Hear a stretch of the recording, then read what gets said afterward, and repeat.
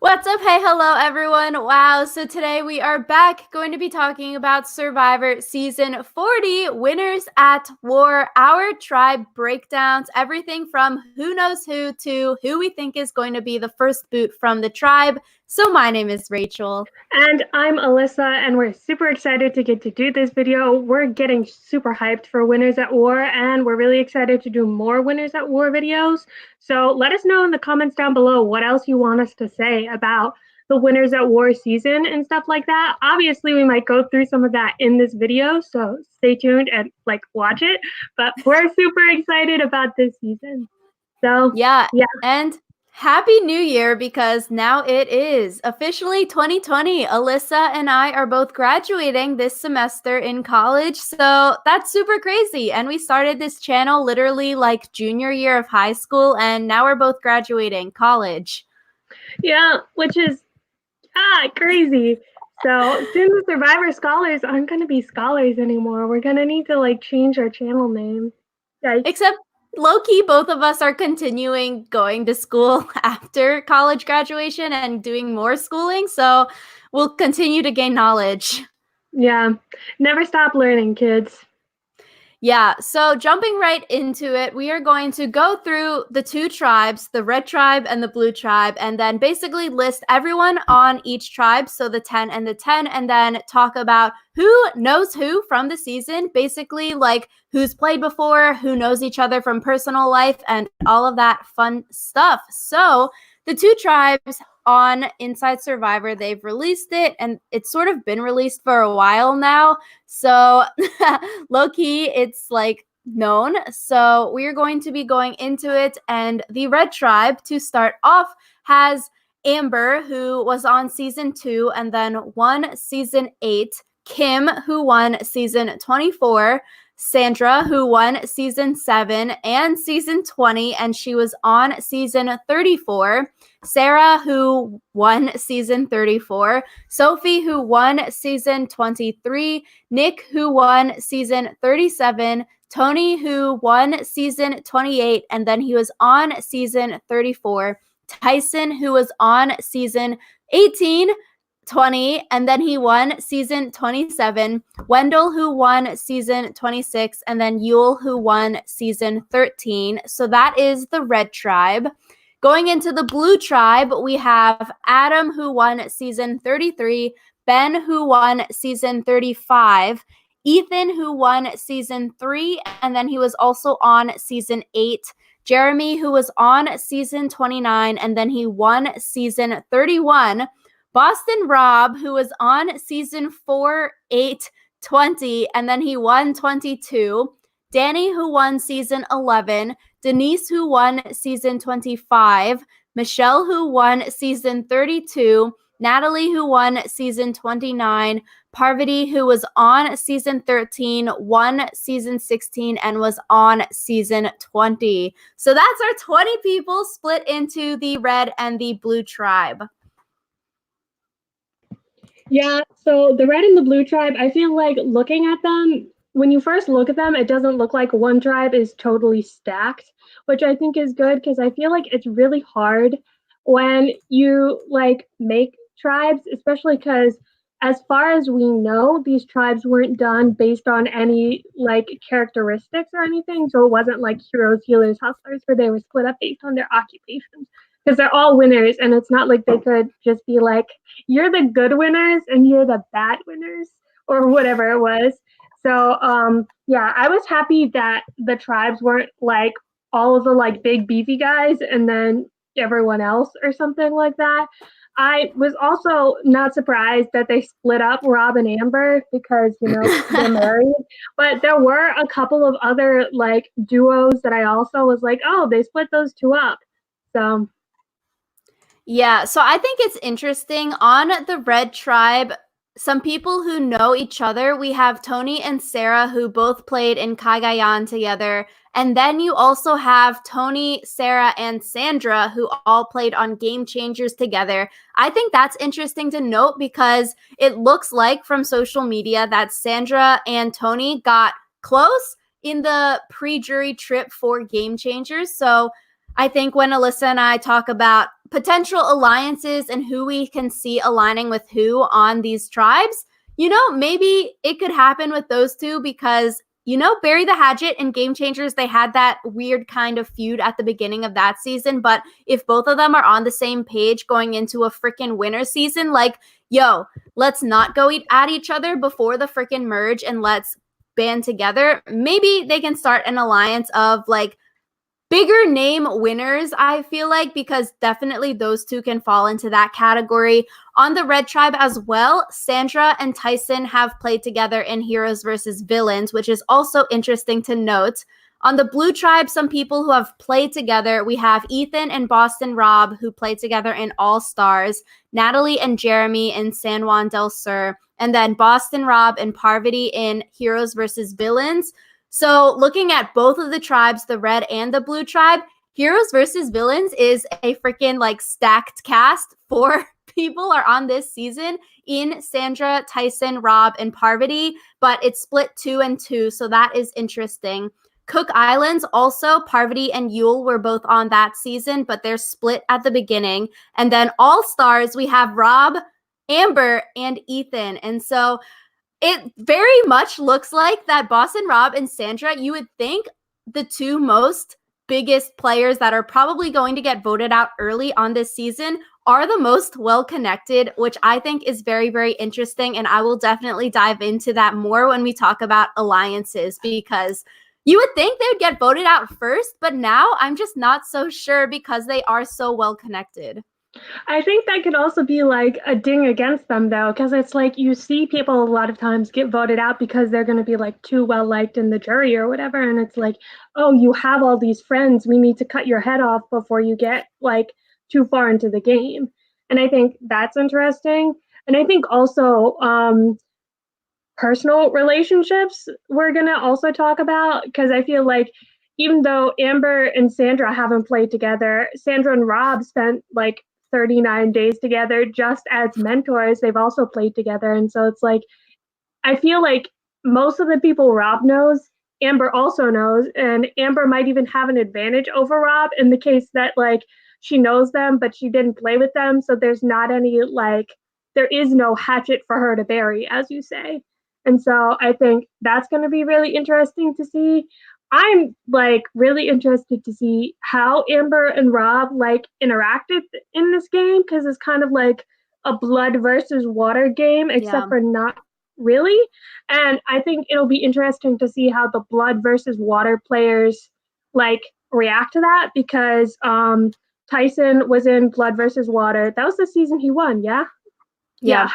I always like think I know these things, and then I say them and I'm like, oh my god, the people in the comments are gonna call me stupid. But anyways,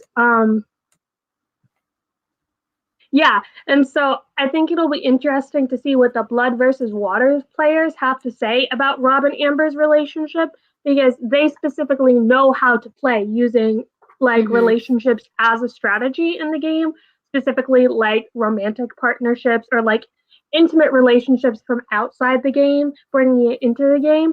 And so I think the people who are most likely to be able to like split up Rob and Amber, or like do something to, what's the opposite of benefit? Detriment. That's the word. You can tell we haven't been in school for a week because all of the knowledge that I used to have is just oozing out of my ears. But do something to their detriment. I feel like the Blood versus Water players are the ones who are most well equipped to be able to see how they can leverage Rob and Amber's relationship, especially because when Rob and Amber did play together in All Stars, like they made some questionable moves, I would say, like Rob promising Lex that like I'll take care of you if you take care of her, and then like not doing that. So I think that's going to be interesting to see, especially. And I really, really, really hope that Rob or Amber votes the other out, because then Sierra will no longer be the worst Survivor player for voting out her mom. Rob and Amber will be for voting out their spouse. So thanks for coming to my TED Talk. Yeah, it's like when Eric Reichenbach tweets, when is the first time that we're going to see him giving up in his hidden immunity idol this season? Because for some reason, that's like flashback to every single season, sort of like Sierra voting out her mom. And I'm like, okay. So also some people, I think it's interesting, they know each other. Obviously, you know, Survivor, they have a lot of parties and stuff like that, especially I feel like California, going to these watch parties or pre-show, post-show, post-reunion parties for Survivor, or even like the charity talks, walks, whatever happens. All of these people, even if they don't have a game relationship, as in like we've talked about people playing with another person, everyone is connected in some way or another. And I feel like it could work to their benefit. Like, oh, we have a relationship or friendship outside of the game. Does that translate into the game? Or is that a detriment because it's like, oh, I've seen them on Instagram hanging out before, or like, oh, I've met them at a party before and they were super rude, I'm not going to work with them kind of thing? Or is it like, oh, the people that don't go to these parties because like I feel Yule sort of dropped off the face of the earth. Sophie, I feel like, is someone who's a little bit less connected, and I haven't seen much from her. I've seen she does like the Rob Has a Podcast stuff here and there, but like these people that sort of drop off the face of the Survivor universe, is that going to hinder their game or push their game forward because they don't have necessarily the same pre-game alliances as other people? And so some other people that know each other from these seasons, there's a poker player alliance. And so Boston Rob, Adam, Jeremy, and Tyson, they all play poker together, apparently.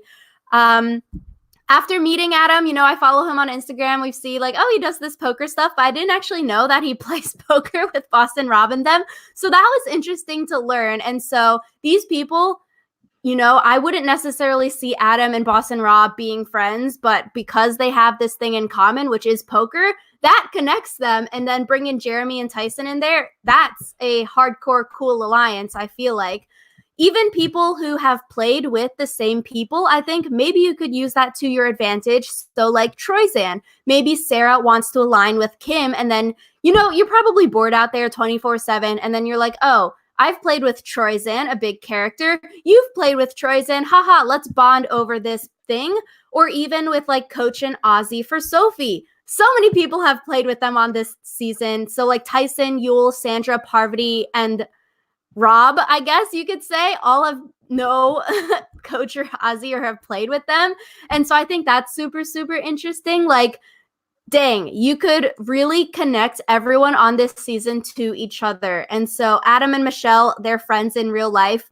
Wendell and Michelle may have dated. That's low-key a rumor. Also, Ethan and Amber dated before Amber and Rob dated. So that's interesting as well. And even I think you could say people located in the same demographic areas might be friends, or even like East Coast people as this alliance. They're like, okay, you can go to these parties in New York because you're from the East Coast. So like the Pennsylvania, New Jersey, New York people, which are like Michelle, Natalie, Sophie, Ethan, Wendell, Tony, maybe they all hang out on the DL and we don't know about it because they're all from a sort of similar demographic area. Yeah, and I feel like you can also look at people who are in like similar stages in their life. And so we talked about on our like tribe reaction about how like Parvati just had a kid. Rob and Amber never stops talking about their kids. Rob is always like, I have 4 beautiful daughters. Yeah, and what you were saying about people being from similar locations, Denise and Sarah are literally from the same town in Iowa. And like, I don't know about y'all, weird. But my mom's family is from Iowa, and you get really bored if you live in Iowa. And I feel like even if like you're not that close with someone, you might call them up and be like, hey, you want to hang out? Just because Iowa's like a pretty boring place. Sorry if you live in Iowa, but like, do you really need that much corn in like one state? But yeah, people who are in like similar stages of their life, maybe even people who are like, Yule was like one of the first Asian American competitors on Survivor, and especially one of the first to like do well on Survivor. And I feel like he could bond with a lot of the other like people of color on their seasons who are like, yeah, people didn't think I was going to do well. Like, my experience on Survivor was affected by the fact that I was a Black man because both Wendell and Jeremy are on this season. And so it's like, I think that could be a really interesting thing to bond over. Um, yeah, like you said, people bonding over just their like mutual friends in the Survivor world or even like outside of the Survivor world, because you see a lot of times people are like, oh, I like this person because they remind me of like my mom or my sister or my brother or my best friend from home or whatever. And so I think that's really interesting, and maybe that's something where the people who are less connected like Yule or Sophie could slip in, because it's like, oh, I don't really know much about this guy, but he really reminds me of my brother or whatever, and you don't have as many like negative perceptions of them because you're not super close to them.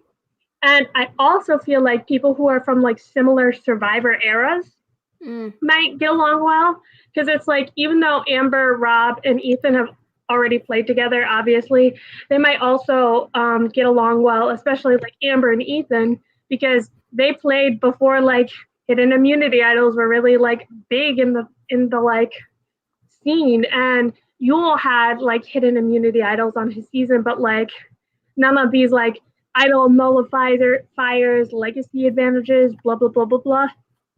And another thing I feel like is worth mentioning is Parvati hosted the Survivor after show for a while. I'm not sure if any of these winners saw her on the after show because I can't remember exactly which season she did it for, but she did it.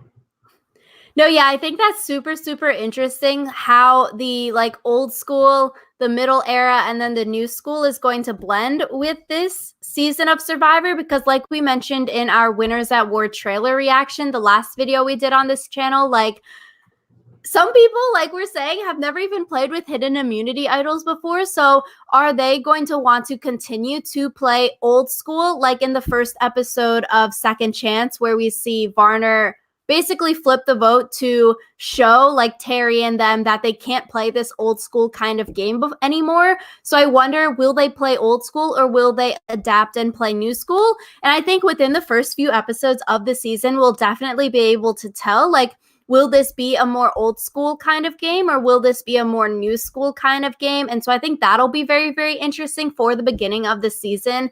And like you were saying about similar stages in life, this cast is super, super cool because it definitely is an older cast. There are only 4 people under the age of 30 in this cast, which is like crazy because I feel like Modern Survivor has all like the super, super hot girls and buff dudes on the season. And now you get like, yes, some people with life experience. Let's go. And the youngest is literally, there's 3 of them at 28.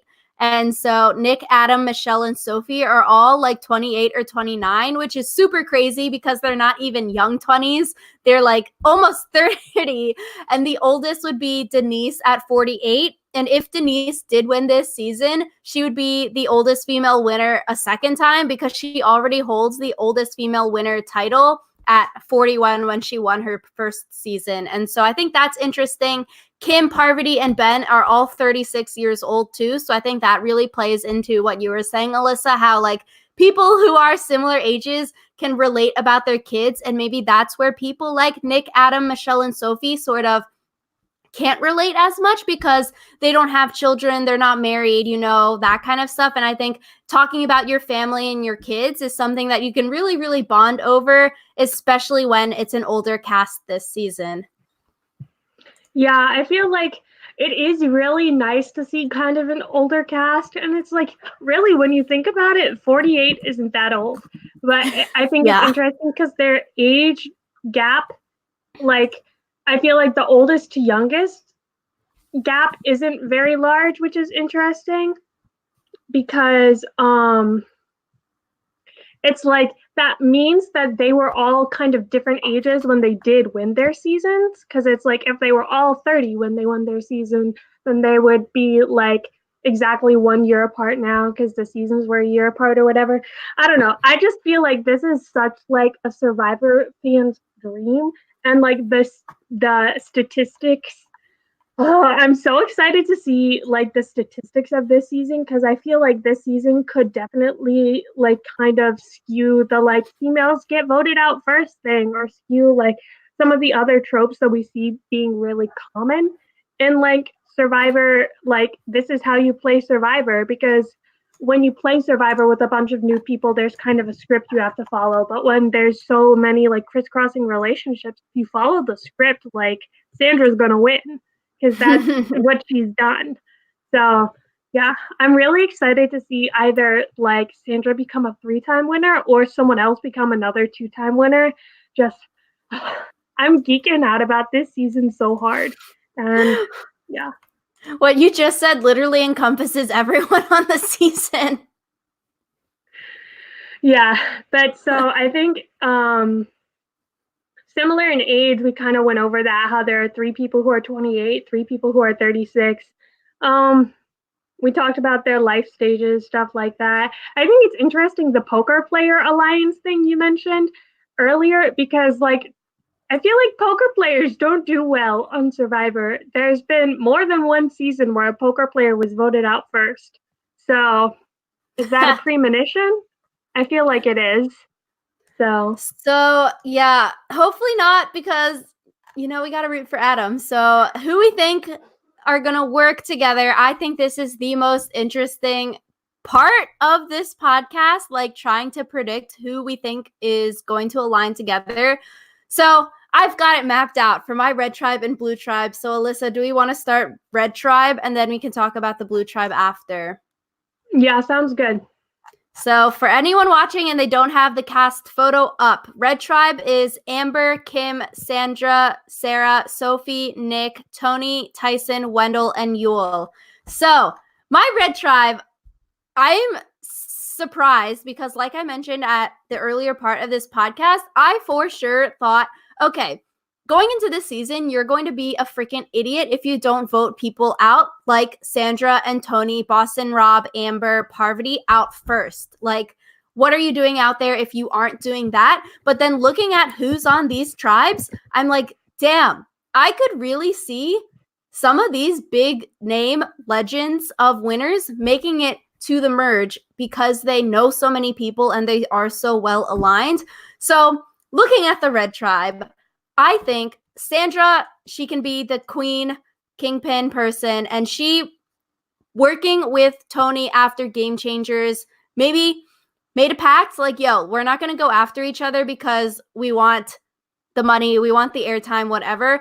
We will cut the feud until merge. And then I feel like they can bring in other big name people from Red Tribe. And then, you got Boston Rob on the Blue Tribe kind of thing. And you sort of have a pact amongst the legends of the games. Like, let's vote out the lesser winners, as in people that they don't believe maybe won, or people in the Survivor universe think that they deserve the win. Vote out the lesser winners and keep the big dogs to the merge kind of thing. And so I think Sandra knows Tyson from Heroes versus Villains. You bring in Tyson.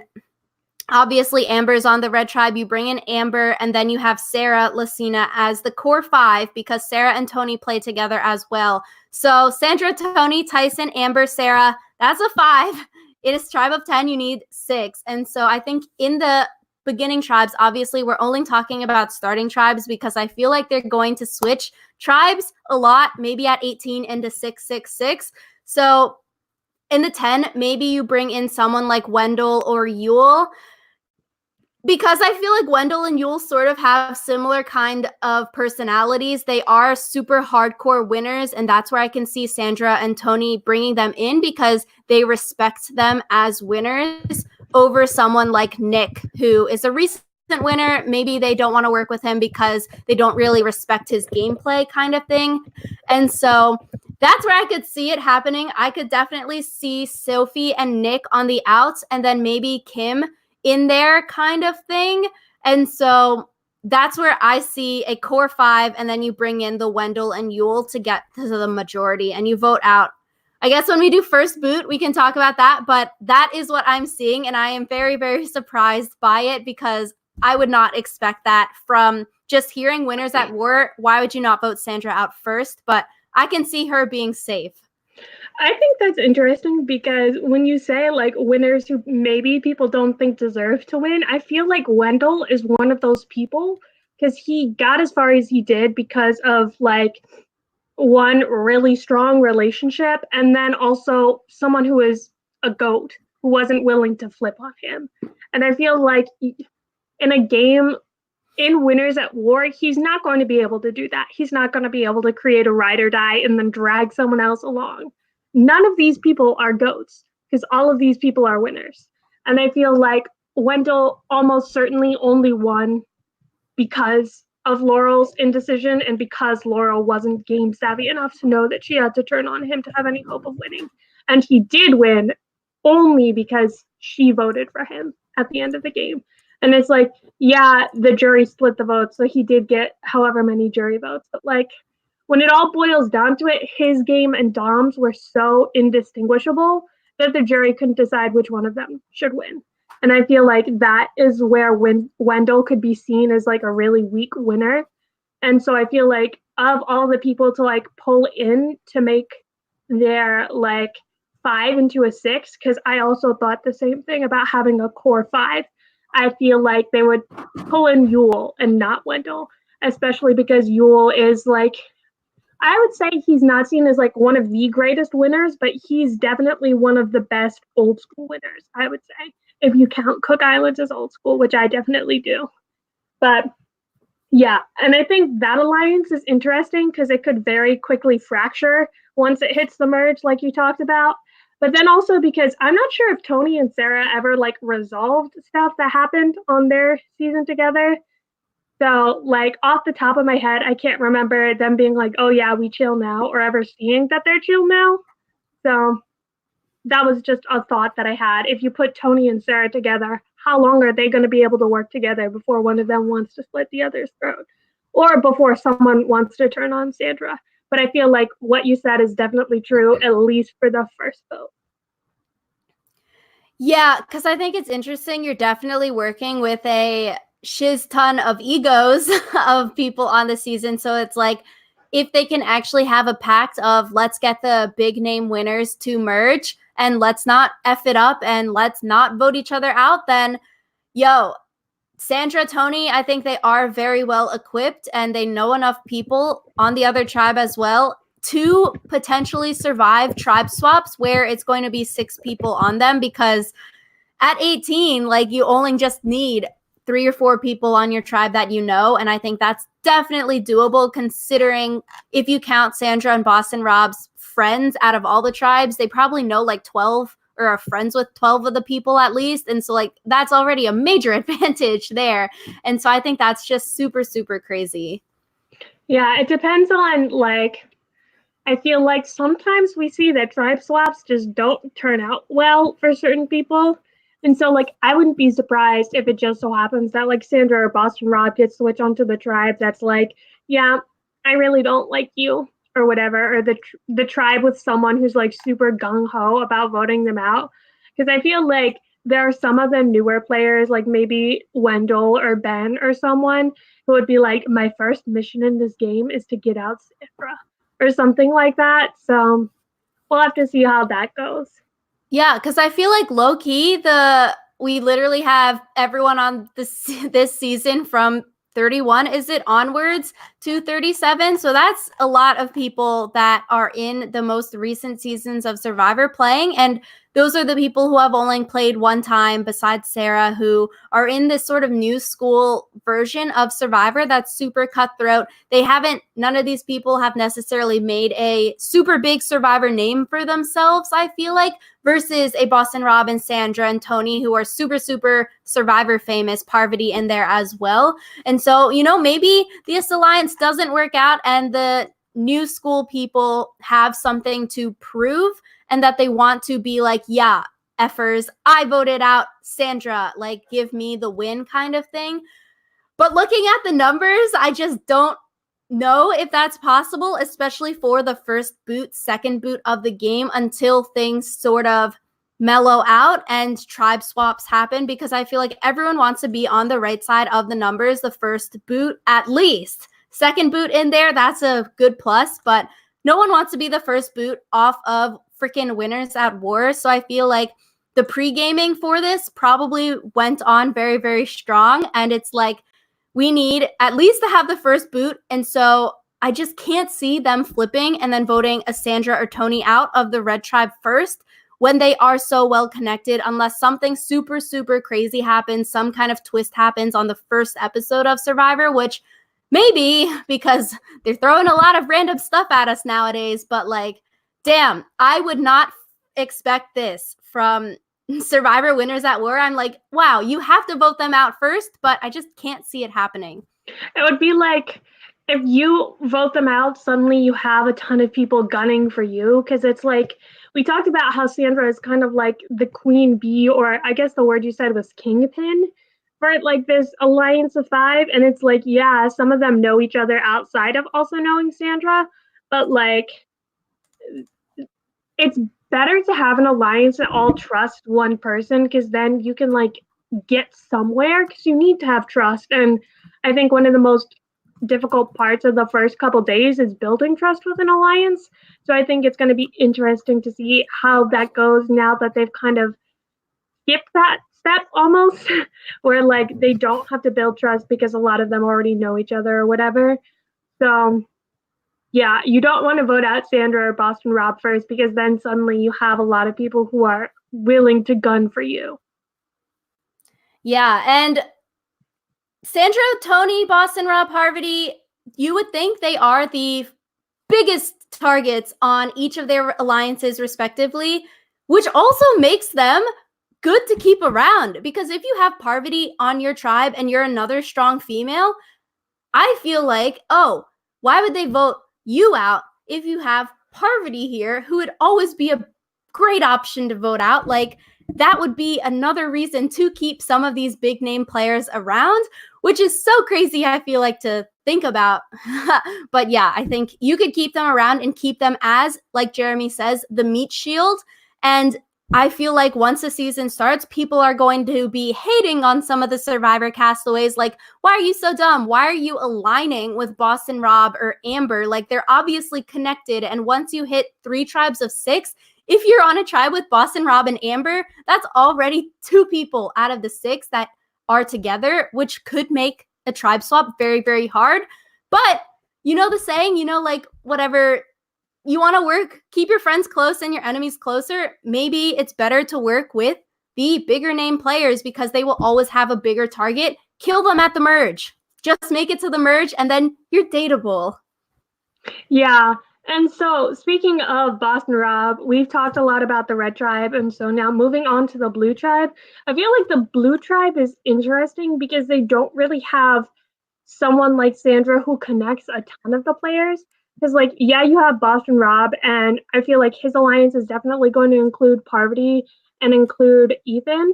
But I feel like beyond that, things get kind of shaky because you mentioned the poker players alliance, but I feel like you can like someone as a person and not like them as a survivor player. And I wonder, because it's like, I like Adam. I'm fond of Adam as like a person, but like as a survivor player, I feel like he's not one of the better survivor players.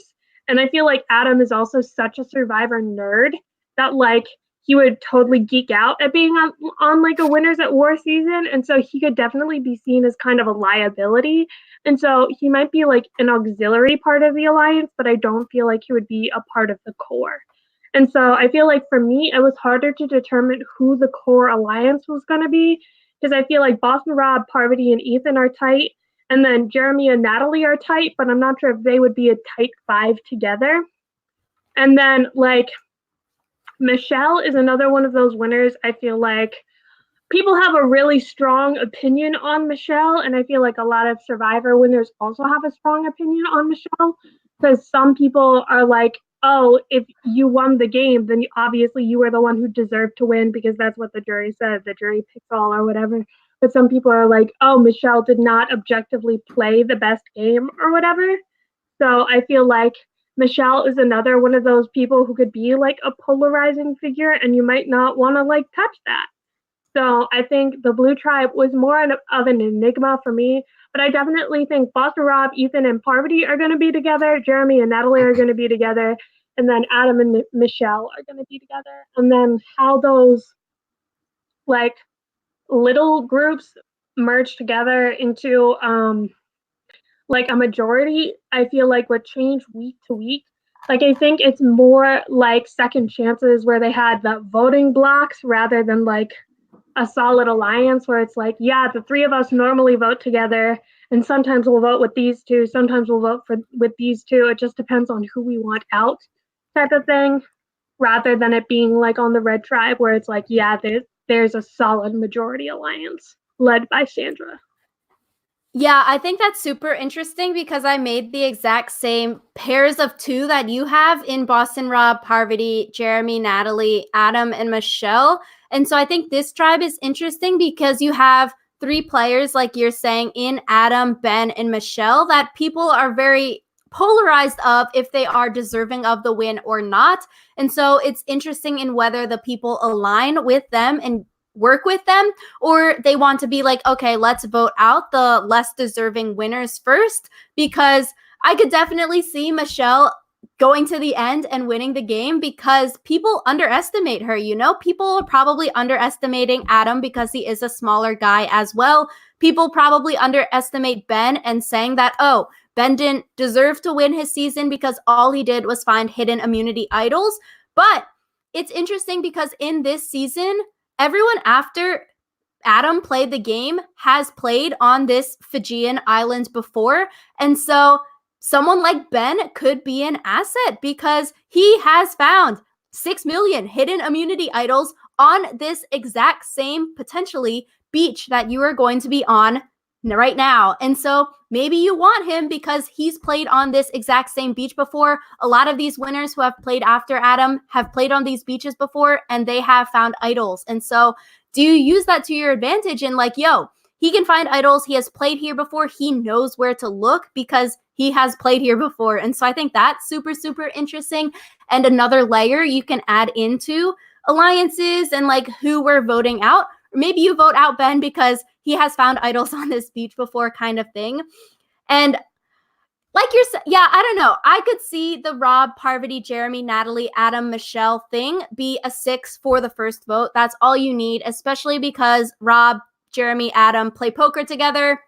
You want to be on the right side of the numbers for the first vote, like we're saying. So you work with what you got. And so if it is life and death and like people want to vote Boston Rob out first, but you have that core 6, like you can do really whatever you want. And I feel like Ethan, I would maybe put him in there, maybe not put him in there because Ethan and Amber dated a while ago, but like Ethan's married now. But with a dude thing, maybe you're not so fond of like your wife's ex and playing with your wife's ex. Could be some like weird bro stuff happening there between them, and that like Boston Rob and Ethan don't want to work with one another.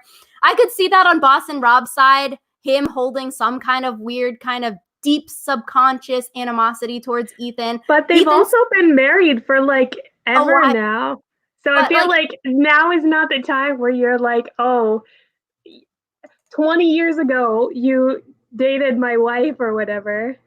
Yo, if Lex didn't vote Ethan, if Lex didn't keep Amber around, Amber would have been on the pre-jury trip with Ethan, and then I feel like Boston Rob and Amber wouldn't have gotten married. So I don't know. There could be some weird stuff happening there, but like you're saying, it is years and years later, and they have 4 kids.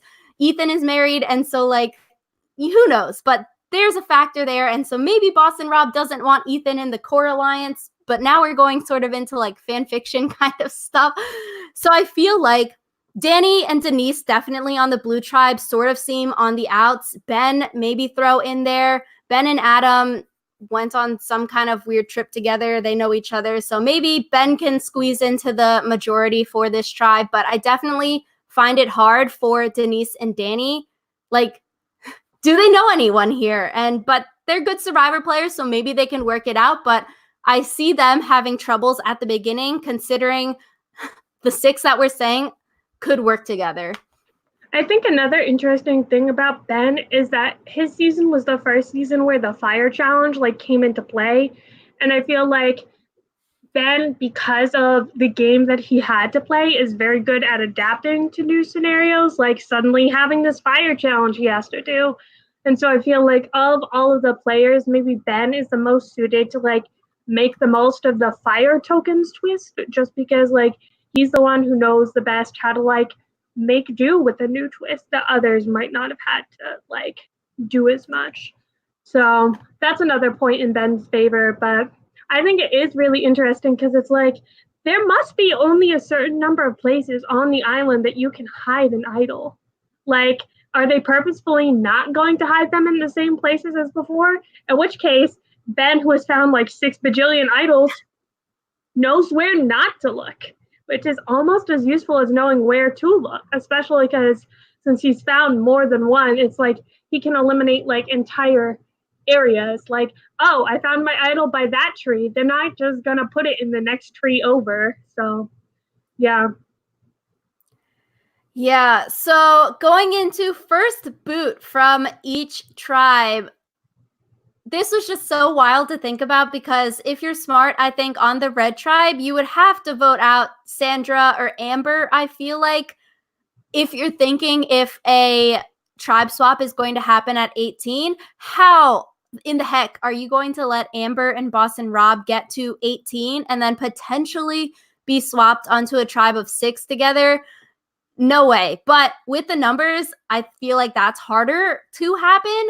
Maybe if it's the second immunity or second tribal council from 19 to 18, you vote one of Boston Rob or Amber out. In that case, I could see Boston Rob going home early as like the sacrificial lamb to let Amber go further in the game, because I definitely can see Boston Rob being more of a target in this game, and then letting like you have to get rid of him so that Amber can succeed in the game, because I feel like once you cut Boston Rob, why would you vote Amber out of the game? And so that could be their strategy, like husband wife, I'm going to die for you. And so I feel like you see that also with Tyson in Blood versus Water after Rachel got voted out, or even Natalie and Jeremy after Jeremy got voted out in their Blood versus Water season. Once you get rid of your partner in the game, it really motivates you to want to keep going further, and you don't have those strings attached. So I feel like once Boston Rob or Amber gets voted out, then the other one can play their game to the max. And I feel like Boston Rob might have to take the hit for his wife to succeed, because I don't know, how can you just let them get to 18 and go to a tribe potentially of 6 together? Like, that would be freaking crazy. If you don't vote Parvati out of Blue Tribe early, I think that's also really crazy. But who we think is going to be voted out first, we can talk about, Alyssa. Yeah, I feel like just off the cuff, Nick from the red tribe and then Danny from the blue tribe. Yeah. I also put Nick for the red tribe. He just doesn't seem as well connected, especially because the other tribe in blue, Adam and Michelle, were lucky to be paired together, and Nick is like the most recent winner here, and I just don't see him relating really to the big players on this season, as well as someone like Wendell or Yule or Kim or Sophie can. Oh, I also think it's worth mentioning that Nick almost got voted out first on David versus Goliath. He only was not the first boot from his season because Pat had to be medevaced. And so I feel like that is kind of like a ding against him, because it's like he almost went out first, not because he was a threat or anything, just because people didn't like him. And I feel like if you're already in a strategically like complex group of people, they're going to pick you off because you're easy, because you have no connections, and because they just don't like you yet. And so I feel like if Nick can't make himself immediately likable and immediately someone worth allying with, then he's just going to get his throat cut. And that's an interesting point, because I feel like more and more in Survivor, the first boot, or like the potential first boot, if they're not voted out, they always make it very, very far into the game. Like you're saying with Nick, potential first boot, Australian Survivor, last season Champions versus Contenders 2, with Pia and Baden both making final tribal council. Both of them were going to be the first boot on their original tribes, but then didn't get voted out. Similar to like, oh my God, there's so many that, but now I'm blanking on it. But like people that are almost first boots also make it to the final 3 a lot more often than everyone else. And so I feel like that's super interesting to think about. There's probably so many statistics on that, but that's just what I wanted to mention with what you're saying. Yeah.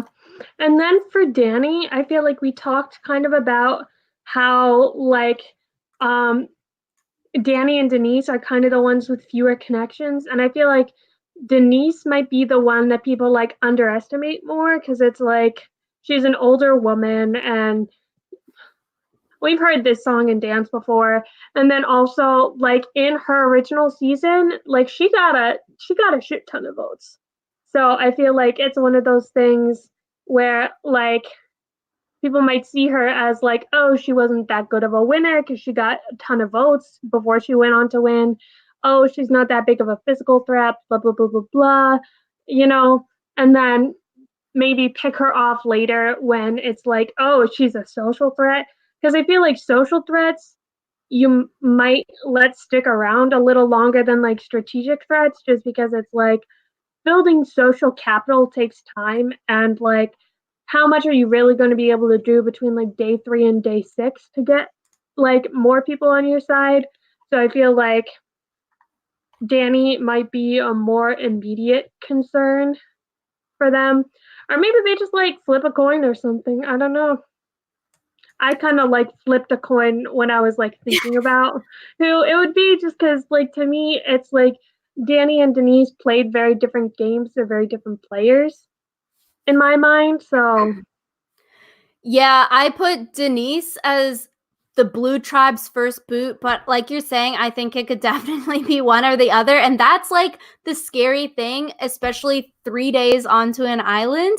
If you can't, like you were saying, distinguish yourself enough to be allyable and be likable enough to why do me want to keep you around, then it's like, oh, if it's bad if you can just say, let's flip a coin, or I don't care who goes home, just pick anyone. It doesn't really matter to me. And that's when you're in the poop hole because that's just so bad if you can't be allyable in 3 days and people are saying, I don't care, let's flip a coin, doesn't matter to me who goes home.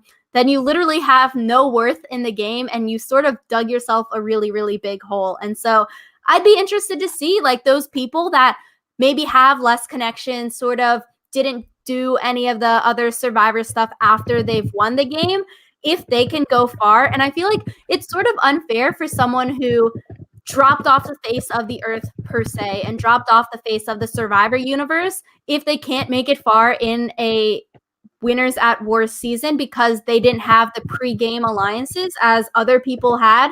And I guess you can say like, oh, it's all fair, like that's part of the game, but it would just be so sucky to see those one-time winners get picked off super, super quick because they don't have the Boston Rob and Sandra stamp of approval of they're my ally and we're going to align with them kind of thing. But I would like to say that I think those one-time winners in like a Kim or Denise are so freaking scary and that I would want to vote them out quicker because you don't know what they're bad at. For someone like Sandra or Boston Rob who have played and lost, you can see what they're bad at. For Boston Rob, you can see 3 times what he's not good at on the game. The one time he won, you can see, what works for him. But the people like Kim and Denise who have only played one time and have played very, very strong games, it's like, what are you bad at? We don't know. That could be a reason to vote them out. I wouldn't want them around because it's like, I don't know your gameplay as much better the as devil you know than the one you don't. yeah. Versus like Tyson too. Like we've seen him fail and we've seen him succeed. That's a little bit less scary than someone who I've never seen fail, I feel like. And I feel like it's also different because there are like winners like Kim and Denise, or like Kim especially, who played like basically a dominating game.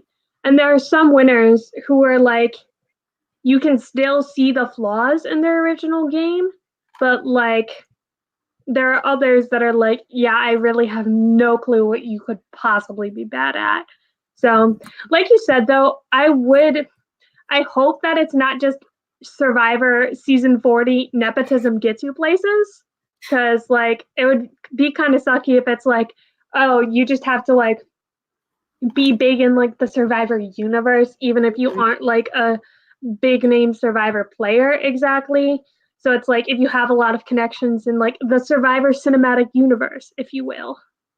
So Yeah, I think that would be super, super sucky to see. So, going into the last person standing from each tribe, I think this is interesting and low key plays into a lot of people's winner picks for the season. So, this might change when Alyssa and I do our boot list for the season and all of that. But Red Tribe, looking at these 10 people, I would put my coins, my fire tokens, into Wendell's basket as being the last person standing on the tribe. Yule, maybe I could put him up there, but I feel like Wendell is likable enough. I feel like he seems super cool, super chill. Like, I want to hang out with the dude, and he's strategic.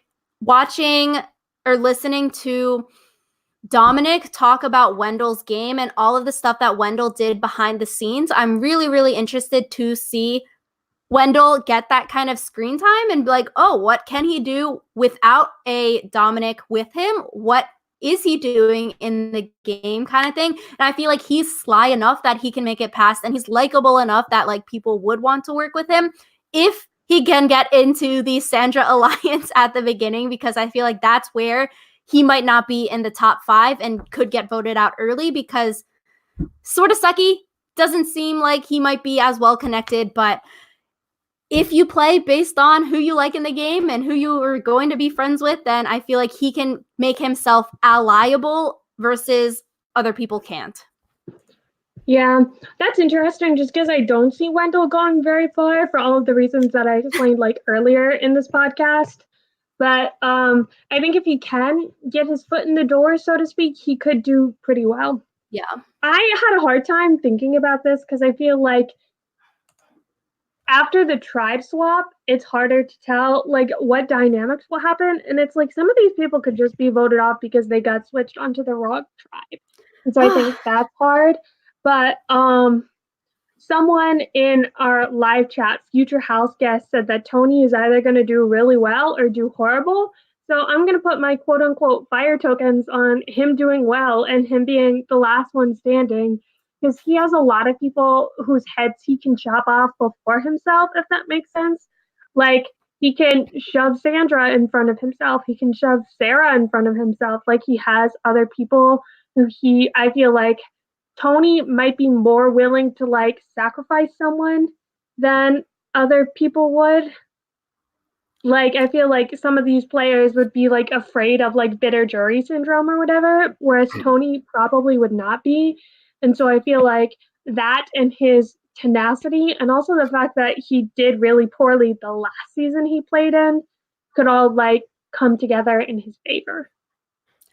I could totally see that. I feel like for some of these players like Tony who played very dominant, crazy games, their first win or their win, if they can make it past, I think the first 3 or 4 votes, and then you're like 2 or 3 votes away from the merge. If Tony makes it to the merge, I could definitely see him getting to final tribal council. I think the hardest thing for these people is making it to the merge. And I think it could go either way with Tony, like you're saying.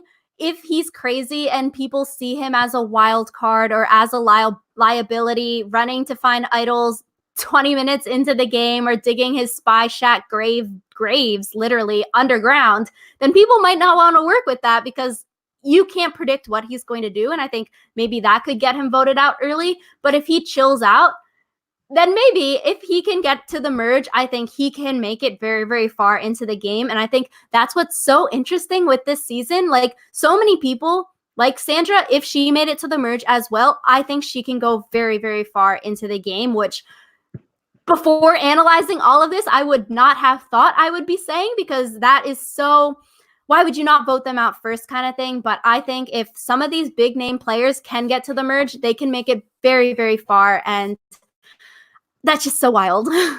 Yeah. And I think also, like, Tony, if he can pretend to be low key for like 5 minutes and then unleash the crazy, like, for a lot of these winners, I feel like the key will be playing in a way that your competition can't predict, especially if you're someone like Boston Rob, who has played like 4 times. And so people like know how you play the game. Even like a little something that like throws people off their step and is like, whoa, like, I didn't think you'd do that, I feel like can go a long way in like making people respect you as a player. Like, oh, he's not just going to keep doing the same thing he always did, but then also maybe make you simultaneously more and less threatening. More because we've talked about like why you don't want unpredictability in like your allies or whatever, but less threatening because it's like, oh, he isn't doing the thing that helped him win last time. So that's interesting. Yeah, and I think it's interesting too. Everyone here is sort of or is a type A personality. Some are sort of like low key type A, but I think to win Survivor, you sort of have to have that kind of drive. And someone like Tony, can he turn down that type A ness? I need to control this vote. I need to be in charge of everyone else. I need to be the puppet master. If they can turn it down, then, you're like, oh, I'm just a stupid person who won Survivor by accident. Like, haha, keep me around. I'm not threatening. I gained a lot of weight kind of thing. Then, maybe you can fly under the radar. And so with that as well, I think it'd be interesting to the point that you said of like Tony being able to be more cutthroat. Like, will people this season be afraid to vote out someone that they know in their personal life, or can they truly separate game life and personal life? I feel like going into a winter season where you know a lot of these people, you're in the same Survivor universe, you have to be able to separate the game and the life. But like we saw with Lex and All Stars, like sometimes that doesn't happen and you might have people truly pissed off at you. Like, I thought you were my friend and then you backstabbed me. So I think that will be very interesting. And I hope the Survivor editors will put some of that backstory in there, because even for me and casual viewers, they won't know who knows who preseason. And so I feel like if you put some of that flair in there, it'll make such a compelling, interesting season, rather than like, oh, Tony voted out Sarah, but we don't know any of the backstory kind of stuff, or like they had a feud, but we didn't know any of that. So I hope they put some of this like interpersonal play kind of into the season. Yeah, like make it almost as much a soap opera as it is like reality TV, and I'll be happy. Especially like if they ham up whatever ends up happening between Rob and Amber, I'll be. But yeah, So, Blue Tribe. Who do you yes, think I is was going like, to be last standing? last person standing off Blue Tribe. We got sidetracked again. This for me was a toss up. I would definitely say it's between Jeremy and Michelle, both because I don't know. One of them might be my winner pick because I can see them going very, very far, but they both also has some dings to their resumes and why they could be early boots. In Jeremy, super, super likable. Why wouldn't you want to work with him? He just makes you feel seemingly very trustworthy, like you want to work with him, stand up dude. But that's also reasons to vote him out in the game. Michelle also in the like, she's sort of an underrated winner. She's going to be overlooked this season. So it's like, would you vote someone like that out early, or would you underestimate them and then somehow she uses her social game again and then makes it super far into the game? And so with the big players on the season, I can definitely see Jeremy and Michelle being very well aligned in the first tribe. And then in a tribe swap, they seem just so likable that like, you wouldn't necessarily vote them out unless something crazy happened. So I could see them having enough social likability and strategic moves to get them past the tribe swap and make it to the merge. But like I was saying, something crazy could happen and like you're like, Michelle didn't deserve to win the game, let's vote her out. And that's the reasoning you vote her out. And then I could see them going early. But I'll put my money on those two, my fire tokens. You're only allowed to pick one, Rachel. Yeah. I feel like I'll make that decision list. Yeah, I feel like for me, Jeremy was also the person that I was like, yeah, he will probably be the last one standing, just because I feel like the game that he won was with a lot of people who were like really gung ho because it was second chances, and people were like, I need to prove myself on my second chance. And I feel like there's kind of a similar mentality going into this season, Winners at War. And so I feel like because Jeremy's played a game with a similar mentality, that's going to help him. Because I feel like some of the winners, it's like they only played once and won their season, so they don't really know what it's like to have a chip on their shoulder. And yeah, so I feel like Jeremy knows what strategy will work in this case. And also, he's super likable. He has connections, but not too many connections where he's a threat, which I think is also important. And also, I just like him, and I would like to see him go far in the game. So I know. that's me. Yeah, and I think what you're saying, like we were talking about, the winners who have only played once are scary. Jeremy, on the other hand, played twice, lost the first time, won the second time. I think you can learn a lot from losing and then winning, and then you can sort of change your game and then do things to win, sort of like Tyson, sort of like Parvati, Boston Rob even. What did you do wrong the first time? How can you win the fourth time you're out there, but still win the game, which is super, super interesting, I think, to think about.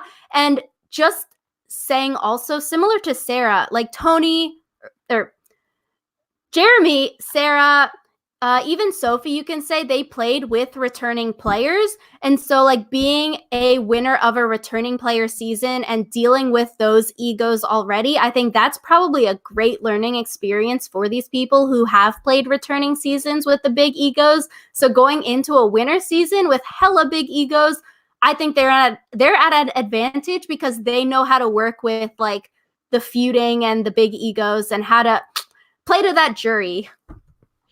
Yeah. So this podcast has been super, super long. We just hit an hour long. So yikes. Sorry, guys. We just had so much to say because this is such an interesting topic. I feel like I could talk for another hour just about this because there's so much to say about all of these people. And like I've said like 100 times, this is like every Survivor fan's dream. This is like the end game of the Survivor fandom, except for better. So It's our fan fiction. yeah. And so, like we said, we're super excited to get to do more videos about Winners at War. So if you have more that you want us to do, we're definitely going to do boot lists, like Rachel said. We might do other like pregame stuff if we think of other pregame stuff to do. But we always like to hear what videos you guys would like to see. So yeah, let us know in the comments down below. Yeah, thank you all so much for watching, and we will see you all next time. Bye.